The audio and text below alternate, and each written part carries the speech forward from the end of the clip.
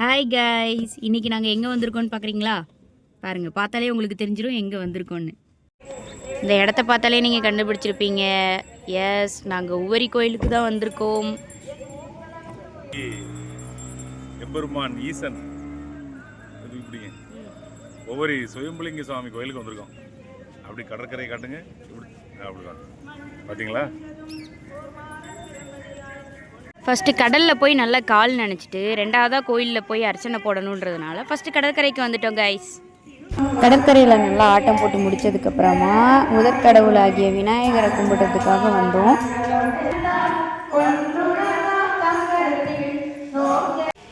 விநாயகரை வணங்கினதுக்கப்புறமா சாஸ்தா கோவிலுக்கு போனோம். அங்கே நாங்கள் போகிற நேரத்தில் கரெக்டாக அபிஷேகம் நடந்துகிட்டு இருந்தது கைஸ். ஸோ அபிஷேகமும் பார்த்துட்டு அப்புறம் எல்லா சாமியும் கும்பிட்டுட்டு சிவன் ஆலயத்துக்குள்ளே என்ட்ரி ஆகும்போது உள்ள பாட்டெல்லாம் பாடிட்டு இருந்தாங்க. சாமி பாடல்கள் நிறைய பாடிட்டு இருந்தாங்க. அந்த பாட்டெல்லாம் கொஞ்சம் நேரம் நின்று கேட்டுட்டு அப்புறமா நாங்கள் சாமி கும்பிட ஸ்டார்ட் பண்ணோம் கைஸ்.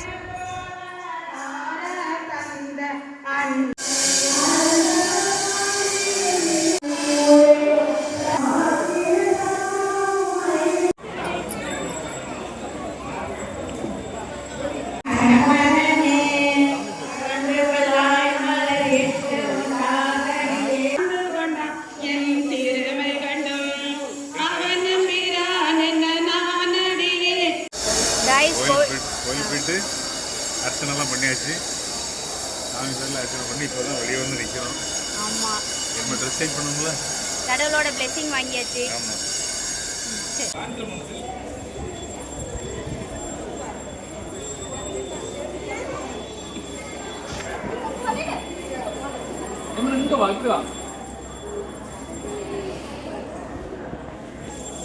பிரசாதமா பரவாயில்லையே.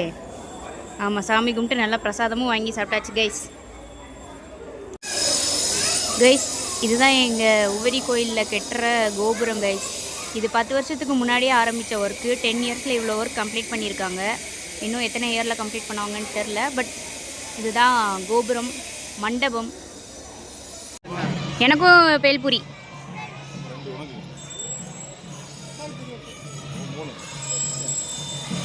அப்புறம் கோயிலில் அர்ச்சனையெல்லாம் முடிச்சுட்டு அப்புறம் வழக்கம் போல் எங்கள் அப்பாவோட டியூட்டியை பார்க்க வந்துட்டாங்க. சரி, ஒவ்வொரு சுயம்புலிங்க சாமி கோயிலுக்கு போயிட்டு வந்தால் வெளியே வந்தோடனே இந்த கடவுளை சாப்பிடணுங்கிறது ஐதீகம். அது எழுதப்படாத விதி. அந்த அண்ணாச்சி பாரு எவ்வளோ சிரிப்பா பற்றியா. கடலை சாப்பிடணுங்கிறது விதி. ஓ, அதனால என்னமோ கோயிலுக்கு வர்றவங்க கண்டிப்பாக கடலை சாப்பிட்டுப்பாங்க. அப்போ எனக்கு ஒரு பேல்பூரி சொல்லுங்கள். நான் கடை சாப்பிடுங்கன்னு தான் சொன்னேன், வாங்கி கொடுங்கன்னு சொல்லலையே. பரவாயில்ல, வாங்கி தாங்க, நான் சாப்பிடுவேன். ஆமாம், வாங்கி கொடுத்தா தானே சாப்பிட முடியும்.